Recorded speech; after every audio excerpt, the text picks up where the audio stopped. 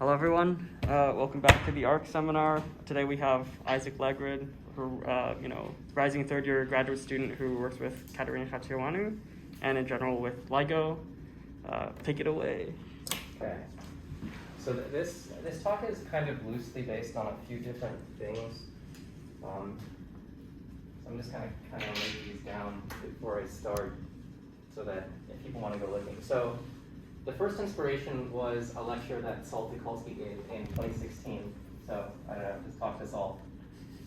That's what he's talking about. And then also, I also will have notes to send out, but so just for further reference. Tom Hartman taught my general relativity class in undergrad, and he's like a string theorist, so a lot of what we learned was just like nonsense, but some of it was actually very insightful.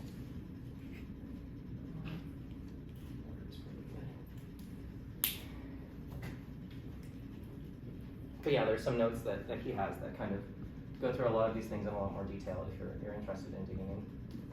So the first distinction that I would like to draw is the distinction between locality and, well, what we call causality. And I'm going to try and kind of paint a picture that this, that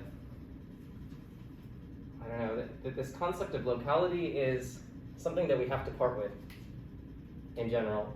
And the idea is going to kind of, you'll start with astrophysics and our current understanding of astrophysics, and then we'll take some inspiration from quantum mechanics and kind of come back around maybe to astrophysics and see why, or maybe not why, but maybe like get a glimpse at some of the reasons why, for some reason, we're still allowed to assume causality.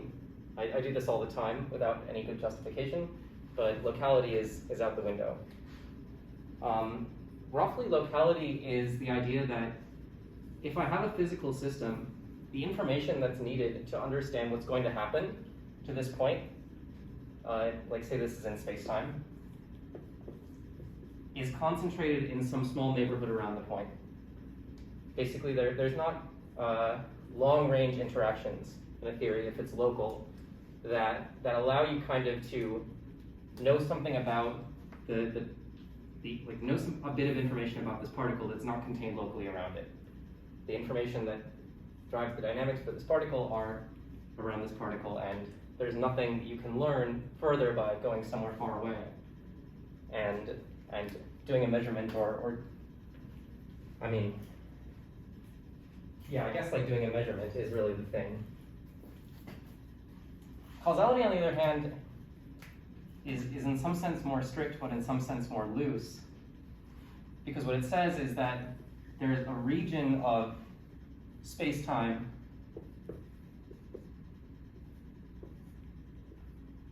in which events that happen at this point are allowed to effectively affect other events. So in this case, this event happens here, and in the light cone, as we call it, this event, you have the possibility to, so this is possibly a world line that is associated with this particle. This is all of the possible points in space-time that can be affected by this event, right? This event here is the time and place in space-time. So in Einstein's theory of general relativity, at least when Einstein was writing it down, he kind of implicitly assumed that both of these were true. So when you first learn general relativity, it kind of feels natural that both of these things appear sort of with equal footing. And to some extent, they kind of seem logically related. Like, if data is localized here, that explains why, and the speed of light is finite, then something information has to kind of stay in a bubble around where you are. And that's all that could affect the past and future of this particle, or like the other way too, like the particle's past and future can only affect certain things. So general relativity, I'm sure many people here are familiar with, is a brilliant theory, but for a long time we've known that general relativity is probably incomplete, because from the day it was written down in 1916, quantum mechanics had already been discovered. So it was sort of appreciated that there should eventually be a quantum theory of gravity. And general relativity is not a quantum theory of gravity.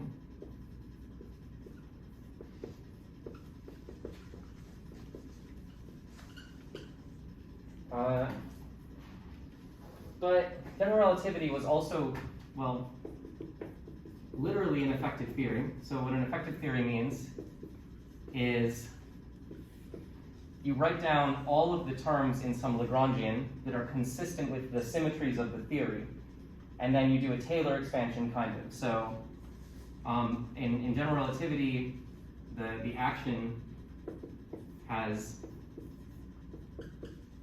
this form, where this is the scalar curvature, the Ricci curvature scalar. And this is just the leading order term, a linear term in curvature.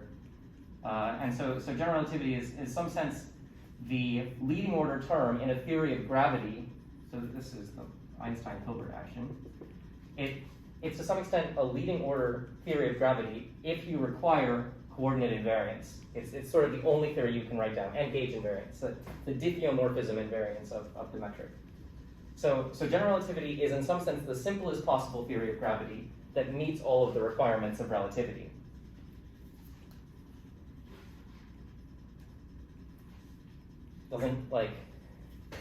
It turns out this was good enough. The perihelion precession of Mercury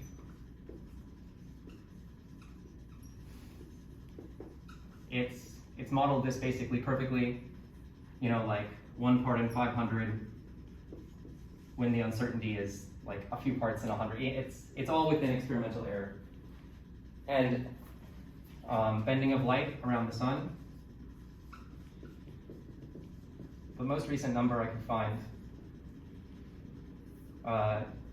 for solar bending is something like 0.95. This is from 1973. Plus or minus 0.11 times the GR value is the true value, or the measured value, and that's inconsistent with the Newtonian value. So it's clear that GR is like a quantum step above Newtonian theory in that it makes better predictions. It is a more effective theory in its domain of applicability. And of course, there's gravitational waves.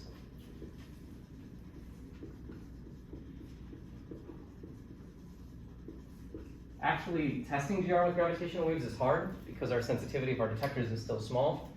But 15 and 914, just to give a sense, there's this number 5.1 sigma associated with the detection of gravitational waves, which basically means that general relativity is predicting this gravitational wave much, much better than random chances. So 5.1 sigma level. General relativity is an excellent theory. It, as far as we can tell, is, really the correct theory of classical gravity. So in the scales where you can neglect quantum effects, it appears to be completely correct.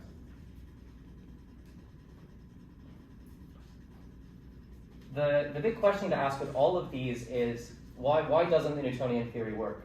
Why does the Newtonian theory, which in our daily experience is good, break down when we're talking about gravitational waves or perihelion precession or the bending of light? So does anybody have an idea why this theory breaks down in these regimes?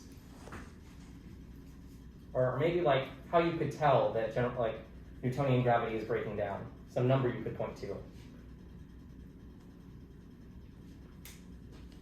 A quantity.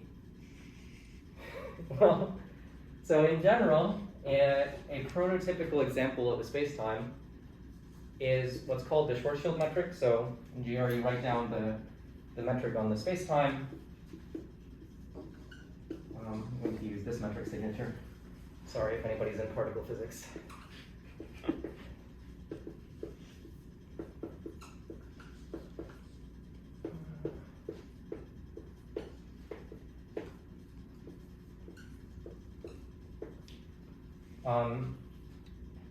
So this is the Schwarzschild metric, which is the metric that has to exist around a spherically symmetric mass distribution.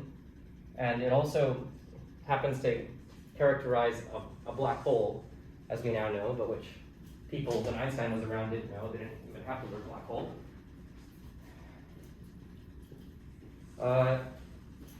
So the reason, in general, you can Taylor expand this. If 2m over r is small, so 2m over r, remember in if you like, don't make the m and, or the g and the c equal to 1, you get this, and this is a dimensionless quantity. And if this is much less than 1, you can Taylor expand this. And also, this is kind of heuristic. You can formalize it though. If dr by dt is much less than 1, then, well, effectively, you kind of get a leading order correction, which is, well, okay, you can write down sort of literally what happens. But in the Newtonian limit, you can do some algebraic manipulations with these assumptions, and you'll get something like this, which is the energy balance for a particle falling in from infinity, right? And this is showing that this is the Newtonian theory, and the key was this. This is the, well, and also effectively this, but because of the virial theorem, this is likely to happen if this happens in just like an arbitrary situation. But this is the big thing I want to focus on here. And this is maybe the first one of our kind of key results about locality, surprisingly. So this statement, maybe it's surprising that whether or not general relativity is important doesn't depend on the mass distribution at the point you're at. It depends on the mass distribution inside of where you are from a certain radius. So you can chew on that for just a little bit of a caveat, that the reason why this isn't a problem, even though general relativity is a local theory, in the sense that all of the data about the space-time is stored at a certain point, the Einstein field equations are perfectly local, is that Newtonian gravity is non-local, right? There are infinite, well, there is, you know, in Newtonian gravity, the force is gm over r squared. And the force propagates instantaneously across large distances. So the fact that you need, or like this quantity, which is sort of a non-local thing, tells you that you need general relativity is not a problem, because it's just saying that Newtonian gravity, which is non-local, is breaking down because there's this non-local term that is becoming important. You can no longer neglect it. And you recover the full local theory at the end of the day. Right, so there's nothing here that is strictly non-local. I mean, or is there?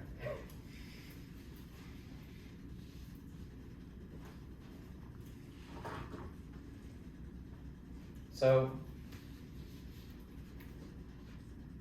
GR is recovered, or I guess you said the other way, Newtonian gravity is recovered in the limit when 2m over r is a small number. But what happens when 2m over r is 1 in this expression? So I think, well, this might be like apocryphal, but like, I don't know. Einstein, I think, originally thought that this was a problem. Something about the solution was breaking down, and here you're dividing by 0, here you have this coefficient multiplied by 0, which makes the metric singular, which is a bad thing. Basically, your matrix will become non-invertible and infinite, and it just looks terrible. But of course, we now know that Einstein was wrong in that case, that there is really not a problem here, because this is just a coordinate artifact. The fact that this metric becomes singular at this location.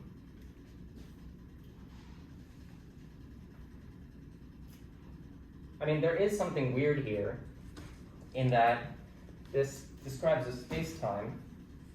So we'll draw the space-time.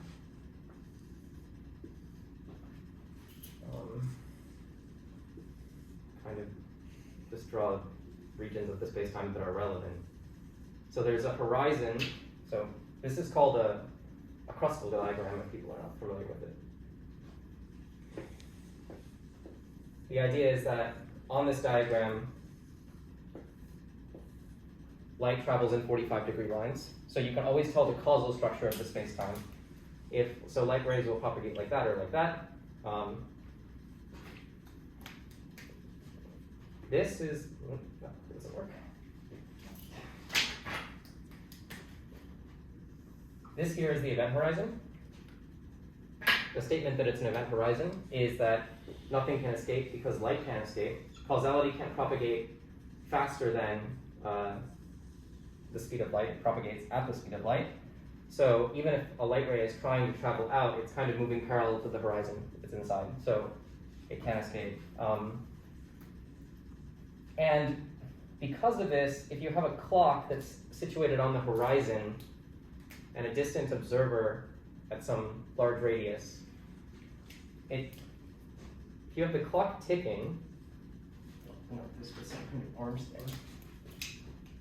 Clock ticking on the horizon, the signals just propagate along the horizon. They can't ever get to this observer. So that's kind of what's happening here in these coordinates is you're noticing that there's this problem that an observer on the horizon can't really send information to an arbitrary observer. They can only send information kind of to this point, which is where we call this scry plus. This is where all photons end up. This is what's called null infinity, and then the horizon. But I mean, this is not strictly a problem. It's just a fact that there are event horizons in general relativity. You might say this is a non-local feature of general relativity because you can't actually know if you're inside an event horizon without going all the way, like trying to escape forever and then getting to the end of the eternity and noticing you haven't escaped. So you can't, there's no local test of being inside a black hole, which is why right now we don't know we're not inside a black hole. There's no way to test this without going to like basically infinite time or also infinite space equivalently. You need to kind of know the entire structure of the space-time. That's not a huge deal. It's not like we have to know that in order to know how to take our next step. Or it's not like general relativity needs to know that we're inside a black hole for the Einstein field equations to keep working. So it's not like the theory itself is non-local. It's just it has non-local features.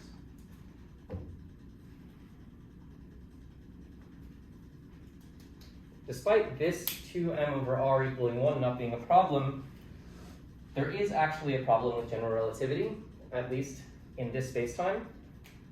So this is a solution to the Einstein field equations, which relate essentially the curvature of space. This is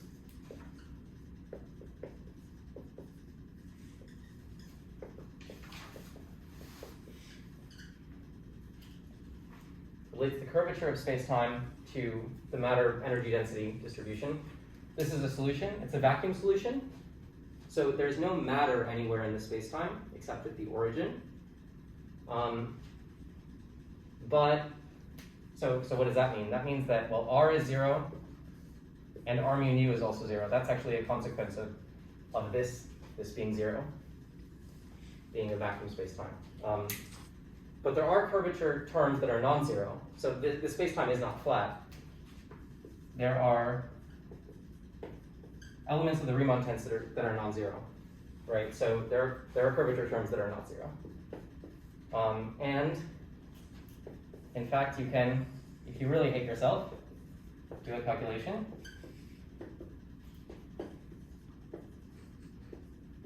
That this contraction, this is a scalar, so it has a physical interpretation. It's not the coordinates of a tensor, it's an invariant. It has this value, 48 m squared over r to the 6 in the short shield metric. There's no matter.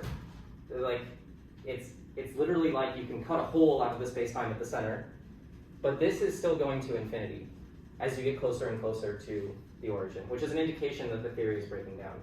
There's an invariant, a physical invariant that doesn't depend on coordinates, that is going to infinity as you go to the origin.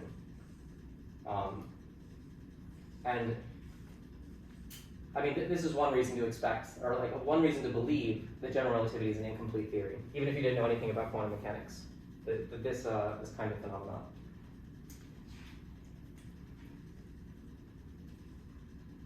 And I would like to note now something that I find very interesting.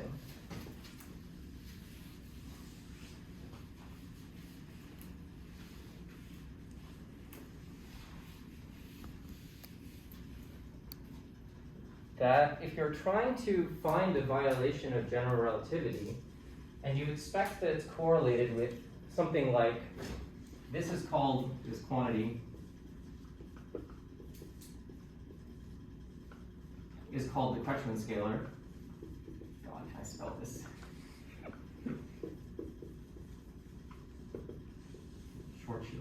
And if you think that the breakdown of general relativity is associated with something like this, then inside of a neutron star, where there actually is matter, the space-time will look something like a Schwarzschild space-time. It won't be exact. You'll have to actually, if you actually want to compute it, you'll have to go through the process of solving the TOV equations. And even then, it's probably rotating, so it's probably not even exactly right. But this is a reasonable approximation for what this quantity will be inside of a neutron star. And inside of a neutron star, this actually has something of an interpretation, right? So m over r cubed is, well,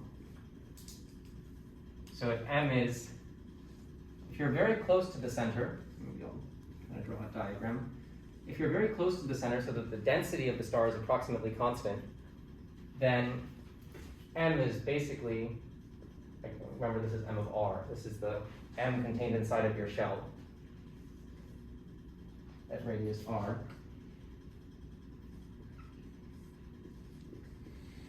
So this is, I mean, essentially 4 times the central density.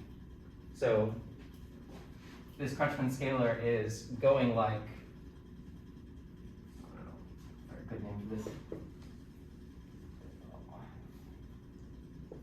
Call it like R sub K or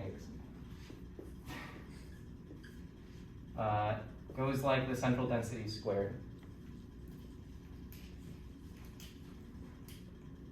And this is important because it indicates the thing that's causing general relativity to break down actually has nothing to do with m over r, right? So the thing that caused general relativity to be important was this m over r, but the thing that's causing general relativity to break down is not that, it's the density. And these two things are very different, m over r and m over r cubed. So things have a large m over r value, mainly if they have a lot of mass. And the size, they're much less sensitive to the density. So general relativity can be important in cases where m is very large and r is very large. For example, at the level of galaxy clusters, which can bend light, right? They actually have much lower densities, values of this quantity, than atomic nuclei, right? But atomic nuclei do not bend light. General relativity is not important for the analysis of atomic nuclei. But they may be important for understanding when general relativity breaks down. So yeah, I just kind of want to drive home that point. Sorry, when you're in a neutron star, you no longer have the Schwarzschild metric, right? Yeah. This is just an approximation. Okay. Yeah, this is not true. Like, it's not true that this is actually the value of the Crutchman scalar inside of a neutron star. But they're scaling the same. Yeah. You would expect them to scale roughly the same. Okay. And yeah, there's going to be some significant corrections, but the order of magnitude should be approximately correct. Why do we identify the Crutchman scalar as a good metric for indicating when GR should break down? I think the reason why you expect this, I'll actually go into this in a second. It has to do with the presence of nonlinear terms in the action. But yeah, the last thing I wanted to stress is that this is really a local quantity. That it has to do just with the density at the center, whereas this is really a non-local thing, right? This has to do with the matter distribution everywhere inside of you, because you can't get these things to cancel out. You can't get the r to cancel with the r squared in the numerator, or the r cubed in the numerator. Right. So then, yeah, maybe now I can give a brief justification of why something like the Crutchman scalar is, well, okay, yeah, I'm going to just give like a quick thing that I find interesting, which is maybe why should you why to expect maybe if general relativity breaks down, we'll have a better chance of seeing it if it's inside of a neutron star than inside of a black hole, right? So for a black hole, we can actually compute the value of the Crutchman scalar exactly for the value of a Schwarzschild black hole, for example. This is the distance we can probe, because we can only probe up to the horizon, where r equals 2m. Or I guess I'm using lowercase r to avoid confusion with curvature things. So the value of this I have written down because I'm not going to do math in my head. But so the average density of a black hole is something like, let's say 32. This is setting pi equal to 3. M squared. So it's like this. And inside of a neutron star, so this is the black hole case. So 1 over 32 m squared. And in a neutron star, well, this quantity can be something like 1 over 100 solar masses squared. The identity, yeah, the central density at least. This is the central energy density of a star, not the central rest mass density of a star. So it's slightly higher than the central rest mass density of a star, if you're familiar with these types of things. But if the smallest black hole has a mass of like 2 even, 2m sun, that is, then this quantity is already 4, and this, like basically the largest row you can probe is already smaller than for a neutron star. Right, so if you believe that the Crutchman scalar is a reasonable thing to look at for probing the breakdown of GR, then you actually might have a better chance in a neutron star where this quantity stays larger. And so this rho C stays larger, so this quantity will stay larger. Leave that up. It's just kind of an aside, but I think it drives home the point that the thing we are talking about, if you're looking for a breakdown of the theory of general relativity, has to do with density. And actually larger black holes have much lower densities, all right? There's like these supermassive black holes that have densities less than water, as measured with this Crutchman scalar, right? At the end of the day, that's what we care about.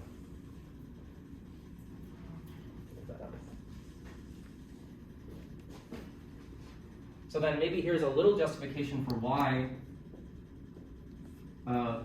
something like the Crutchman scalar is a good thing to talk about if we're talking about the breakdown of the theory of GR. Like I said before, GR is an effective theory, so it has an action, which means you integrate over the space-time the Lagrangian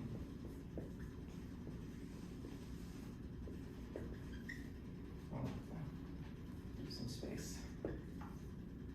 I'll leave more space than that. Everybody should keep in mind we're integrating against something here. It's an effective theory. This is a leading order term. It's linear in curvature. There are other terms that can appear. So things like the square of the scalar curvature.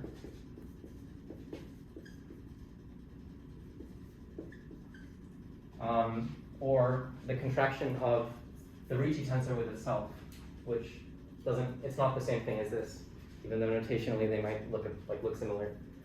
And then of course, you could also contract the Riemann tensor with itself, which defined over here, hopefully, the Crutchman scalar. So, if these terms were present in the action of GR, we would no longer have the Einstein-Hilbert action, we'd have some extended general relativity action. And you wouldn't know these terms were present if these coefficients were small enough. So I called them like C1, C2, and C3. And you can look at the dimensions and figure out what the dimensions of these constants are. So R has units of 1 over length squared. This has units of length to the fourth.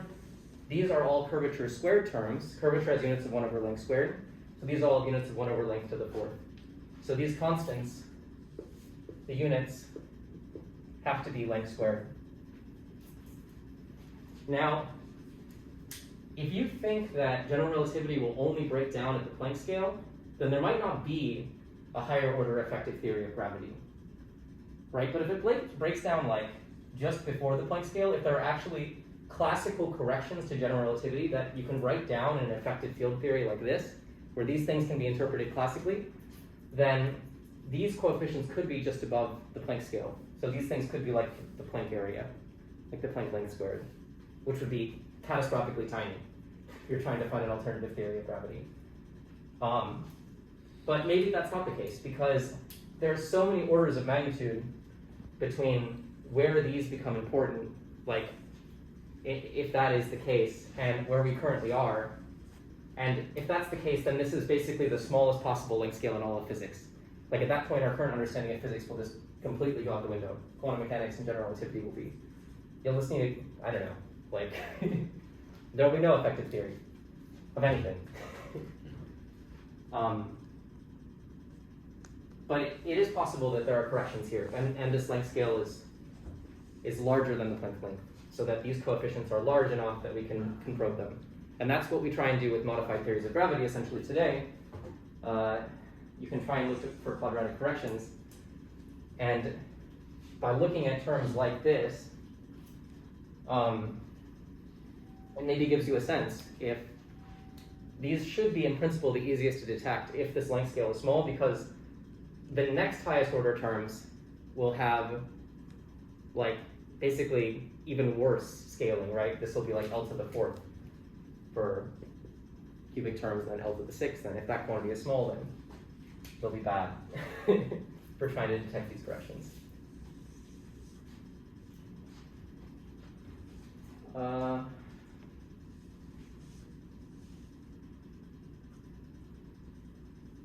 yeah, I guess I forgot to write the cosmological constant. Cosmologist will scream at me. Like that. Here. That's the constant term in the Taylor extension, right? And the fact that it's tiny is surprising, because you kind of expect all of these coefficients to be of order 1 or something. I don't know.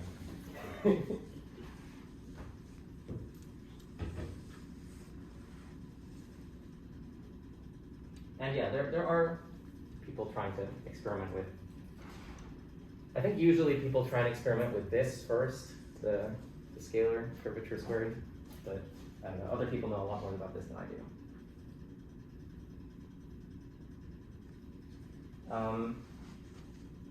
Okay, so I would say the big point of the talk up until this point is that general relativity is a local theory, even though it has non-local features, and like an alternative theory of gravity, we have no idea what it will look like, but we have some sense of how to probe it using a local criteria for checking for the breakdown of the theory. And I'm now going to, for no obvious reason, start talking about quantum mechanics.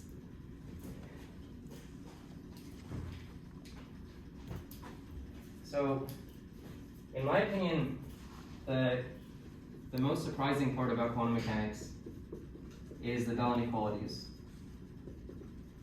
Also, kind of the Bell theorem.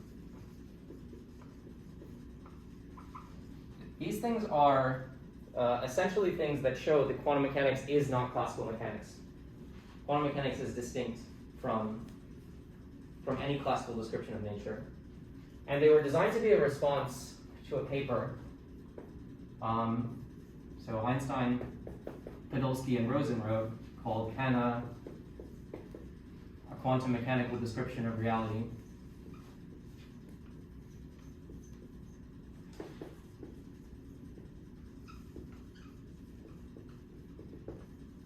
Be considered complete?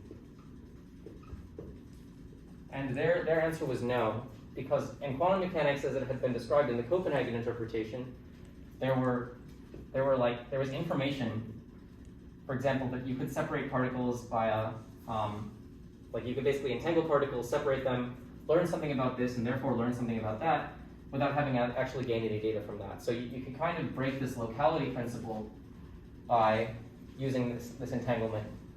You would learn something about this that like couldn't have been known because it hadn't been measured over here.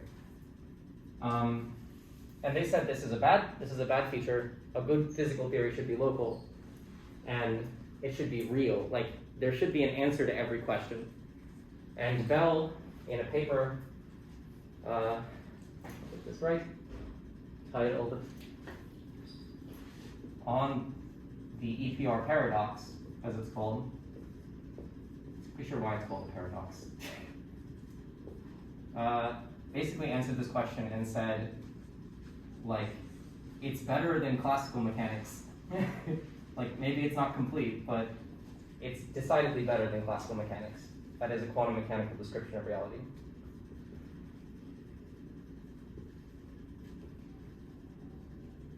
And effectively showed that there's information in the universe that cannot be known. Or maybe that's kind of a paradox or whatever, but the setup is this. I'm sure everybody's heard of Alice and Bob before. There's really not good.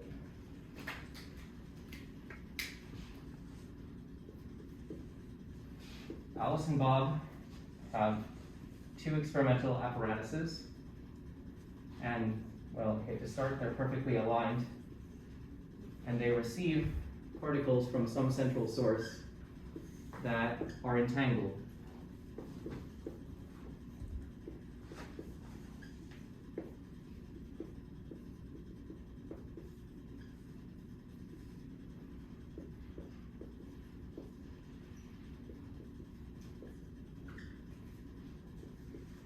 So that if, this over here, so that if Alice measures up, Bob always measures down.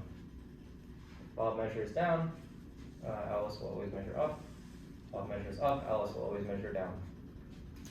And they can both do their measurement because there's basically, like, in some sense, there's a copy of the data, right? Half of the data got sent this way, the data got sent that way. They both measure at the same time. Then they can both get the result, they can both write down in their notebook what happened, and then you make a chart like this. One day, Bob comes along, I don't know, he's like drunk or something, and he screws up his detector. Like, he aligns it just slightly off of Alice's by an angle delta theta. In quantum mechanics, we can actually compute what Bob will now detect, right? Minus the probability of an well, okay, so I like this.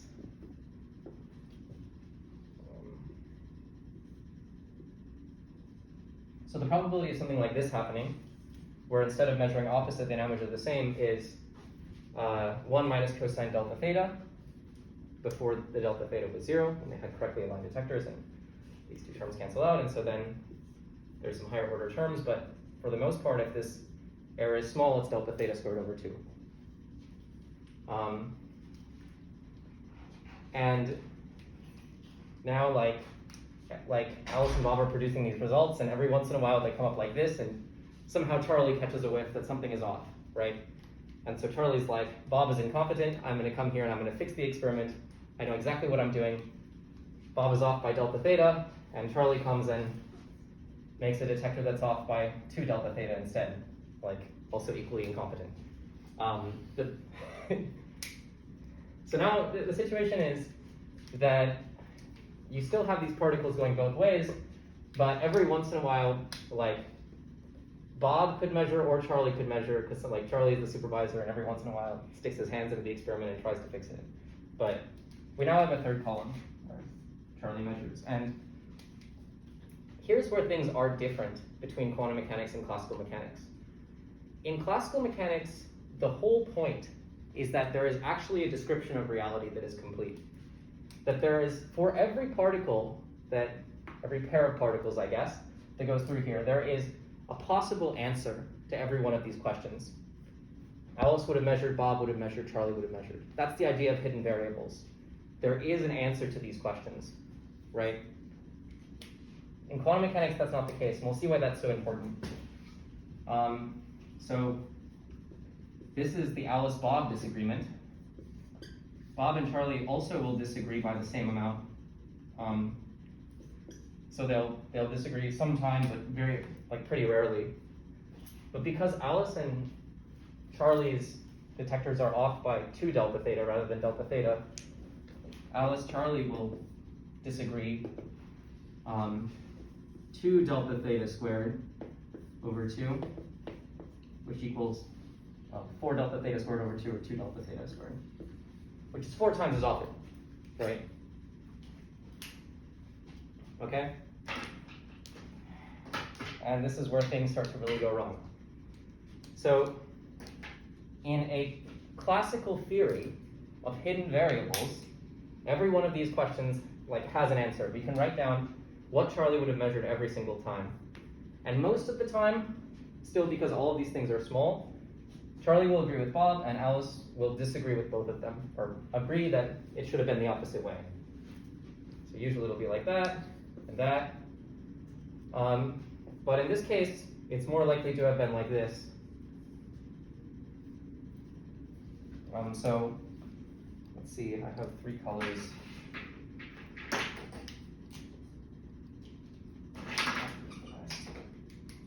The red markers are bad. That's okay.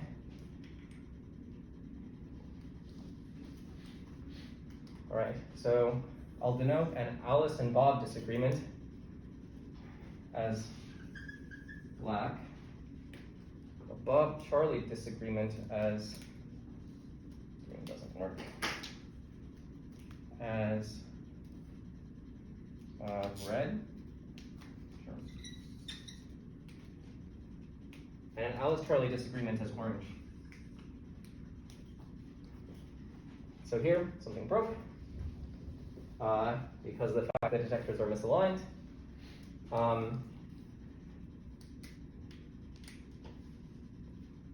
And here you'll get something like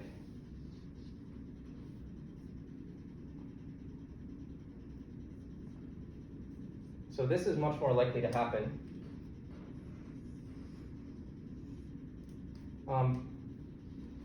This is kind of an example of Alice and Charlie disagreeing, but Bob and Alice agreeing. Remember, this should happen 4 times as likely as these other 2, but you'll notice something weird here. This had to come with, is that what I called it? Yeah. With the disagreement here, right? Because in order for Alice and Bob to to have the same direction, and Charlie not Charlie either has to agree with Bob or not agree with Bob. So either this was everything, or it was just these 2 disagreements. And the same thing's going to happen here. Bob and Charlie have to disagree.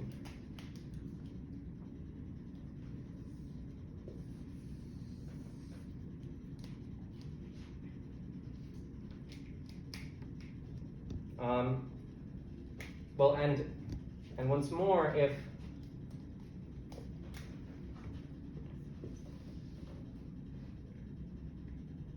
if you want, in this case, for there to be agreement between Bob and Charlie, so they are still pointing the same direction, which should happen quite often, then that says that Alice and Bob have to sort of something weird has to happen there. So one of the rare events has to happen there. So okay, what is all of this leading to?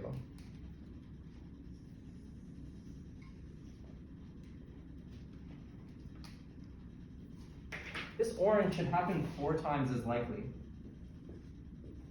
as either black or red, right? So it has to happen 4 times as likely as black, 4 times as likely as red. And black and red should be equally likely, right? But every orange has to be accompanied by either a black or a red, right? So there can only be at most, so the orange can only occur at most twice as often as black or red. So there's a contradiction here. There's a problem. Because the orange has to happen, according to quantum mechanics, much more often than it appears to happen. So what happened? The answer is classical theory does not describe what's happening here correctly. Because Bob and Charlie cannot actually both measure the particle in quantum mechanics. If one of them measures it, they contaminate it. The next person can't measure it and have it be correlated in the same way with Alice's. So only one of them has an opportunity to measure each particle. And it turns out that if you take this into consideration, you just erase, oh, well, now both of these disagreements are gone, right? Good, that's great. We got rid of a black and a red at the same time. On here, so we got rid of that red disagreement, keep the orange. And you can do the same thing here as much as you want, and you'll soon find that there's no contradiction at all, right? You can get as many oranges as you want. I mean, now, strictly speaking, probabilistically, you're still going to get exactly the quantum mechanical prediction, but there's no problem anymore, because since these oranges are independent of the black and the red, you don't have this violation of this counting problem, where you're guaranteed to get like at least one black or one red for each orange, which was causing the problem before. And this is called the Bell's theorem, or the Bell theorems. I mean, it's one of the Bell theorems. There's many different statements. But it says that fundamentally quantum mechanics is non-local. There is no way to store all of the data that a particle could possibly produce in the future along with that particle. So there's no way to know everything about a particle by just knowing the data at it. The data is actually stored in correlations between particles. Quantum information is the information of correlations, and it's therefore intrinsically non-local.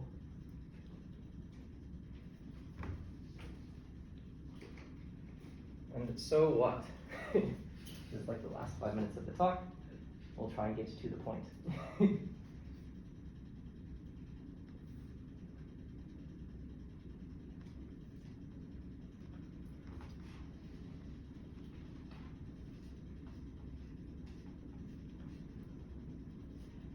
So the fact that these two things are causally disconnected is really the important thing here. You could put them as far apart from each other as you want, and you would find that this information can still get from one to the other. The fact that these things have perfect anti-correlation, in the case that the detectors are perfectly aligned, has nothing to do with causality. The information can travel, or it's somehow shared between these. You really can't transmit information faster than that. And that's the indication that causality is not violated. And we don't know why causality is not violated. Now, causality is a feature of special relativity, right? And quantum field theory, which seems to be a reasonably good theory of our current understanding of the quantum universe, is based on special relativity. So therefore, maybe it's necessary to have this, but it also sort of felt like it was necessary to have locality in relativity, but apparently that's not the case. So I guess I'll just leave you with kind of an interesting example that gets thrown around in the realm of black hole information. If Alice and Bob now live inside of black holes,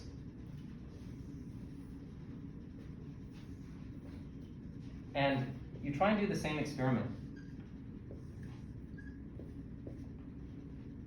you'll find that these two black holes will become entangled with each other, right? Because there's quantum information, there's information, and I think the contemporary theory says that the information will actually, from the point of view of a distant observer, live on the event horizon.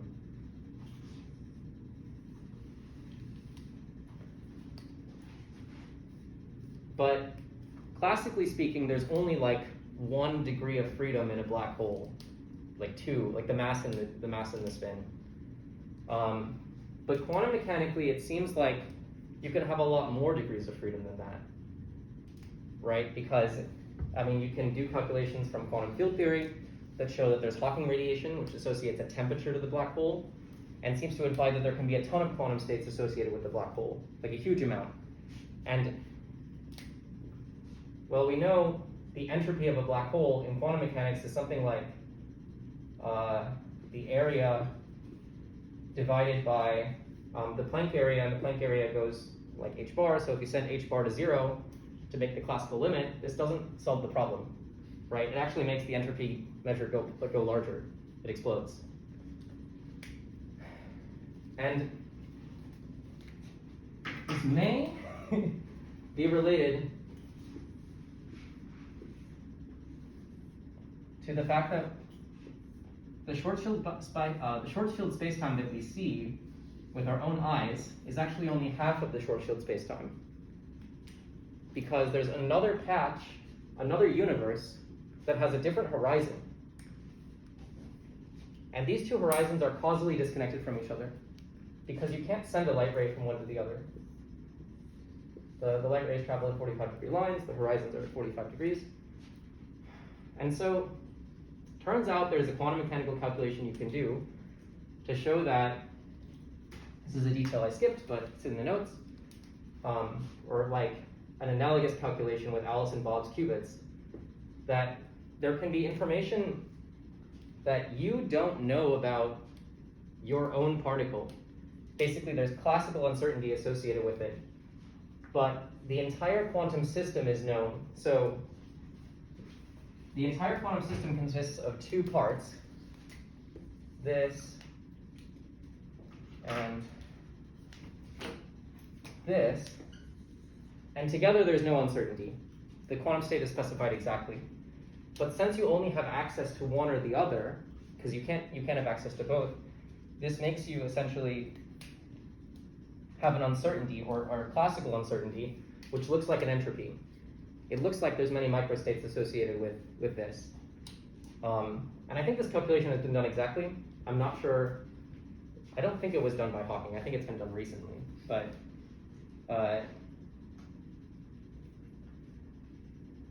the big point here, I think, is that there is a connection between, somehow there's a connection between locality, in the sense that there is something about quantum mechanics that is allowing this principle of locality to break, but requiring causality to still be maintained. And in astrophysics, we can kind of see hints of places where non-locality appears, but so far we can't find a theory that requires non-local interactions. And I guess at some point you expect general relativity to reach that. But actually this picture doesn't require you to have a theory of quantum gravity, right?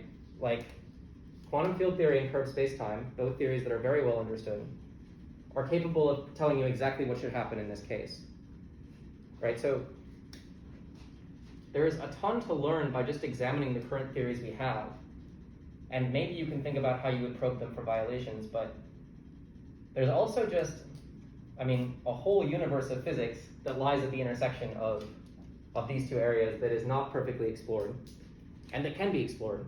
Like, we don't have to be holding out hope that eventually we'll find a violation in this regime, So, I don't know. It's a little bit of a, it's a little bit of a pipe dream to think that we'll ever be able to understand all of the physics that even we have access to now. Like, we can't do simulations that perfectly model black hole, like collapsing to a black hole, using all known physics that we have right now, but we can get arbitrarily close. There's nothing preventing us from taking another step forward. So yeah, I think we'll just end with the idea that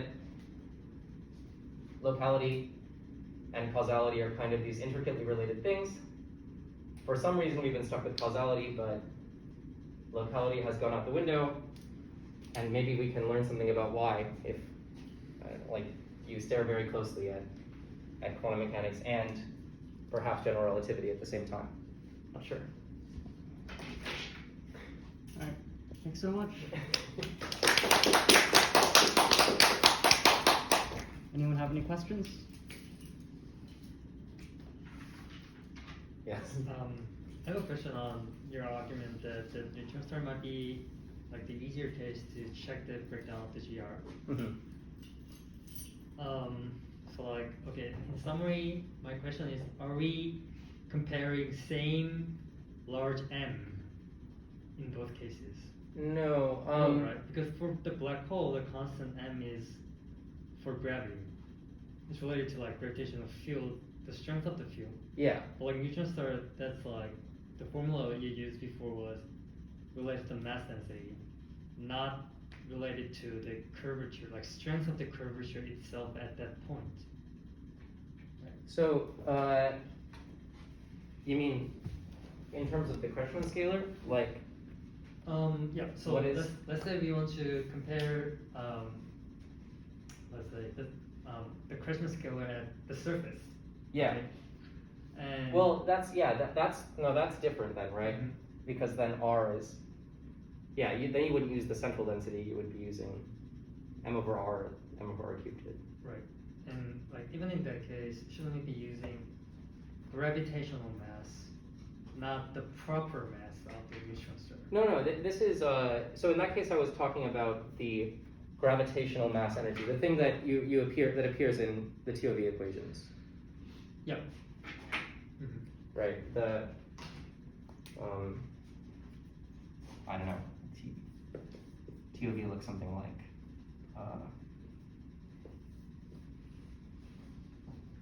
wow. E plus P. It's like an R squared is here. And then additional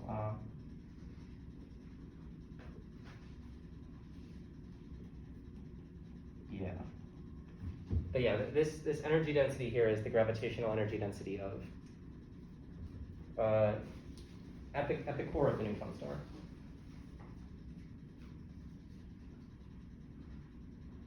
I mean, I agree that this is imprecise, but the orders of magnitude should be comparable,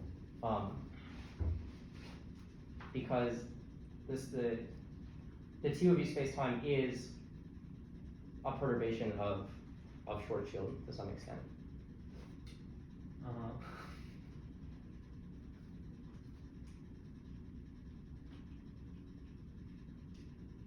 Okay then, I think just my question in like more easier version in that case might be, if you want to evaluate something like Cruschman scalar of neutron star around the center, Yeah. should we be looking at the quantity appearing on the TOV equation, the small m, not the central density times r cubed? Because those are different quantities, right? Well, E near the center is the R rho C. Okay. Sorry. So, m of r near the center in the gravitational. This is the TOV parameter, which is the gravitational mass. Mm-hmm. Is approximately like up to factors that when you're small, when you're close to the center of the right, or central energy density. Use different letters for this, but I don't know. Yeah, this is just like letter soup. But the point is that this is relativistic energy. Energy density. And this is the relativistic mass parameter.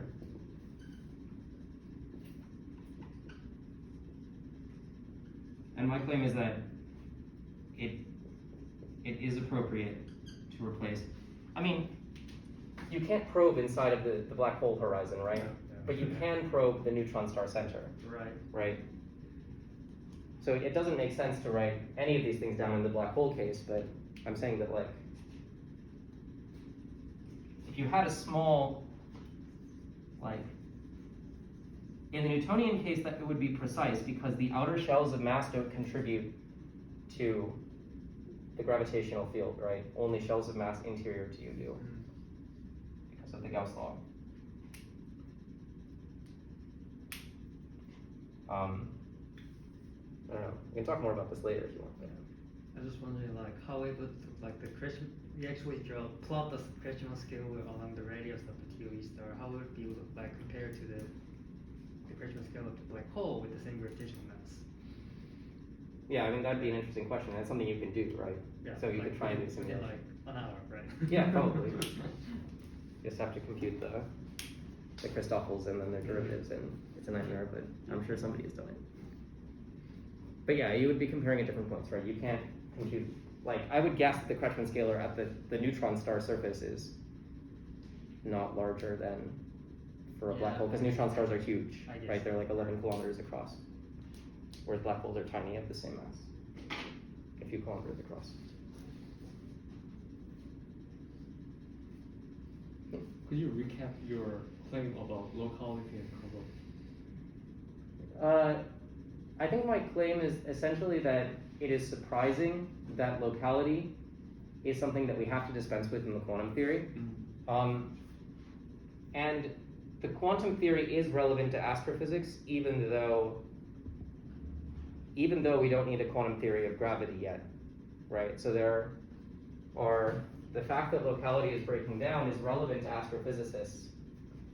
For example, in this case, the Hawking temperature of a black hole is, I mean, maybe it's theoretical at this point, but it's a real astrophysical effect.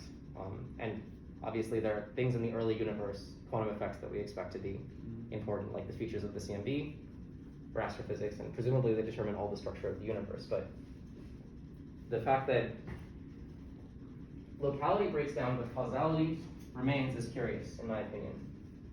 And maybe it's necessary. I don't know. I've been thinking about this a little bit. Like, maybe you have to have causality, otherwise physics just wouldn't exist and we'd all be goo or something. I don't know. But somehow the universe was perfectly happy to dispense with this, or not dispense with it, just not have it in the first place. And causality, as far as these diagrams are concerned, is something that sticks around. That seems correct, at least until we get a quantum theory of gravity. Any other questions? All right, let's give Isaac another round of applause. So just logistics, the next one of these is actually next week, not 2 weeks from now, because I just happened to book the rooms on that cycle, and then things will be normal after that, and I'll be presenting, so see you guys. Yay. Thanks.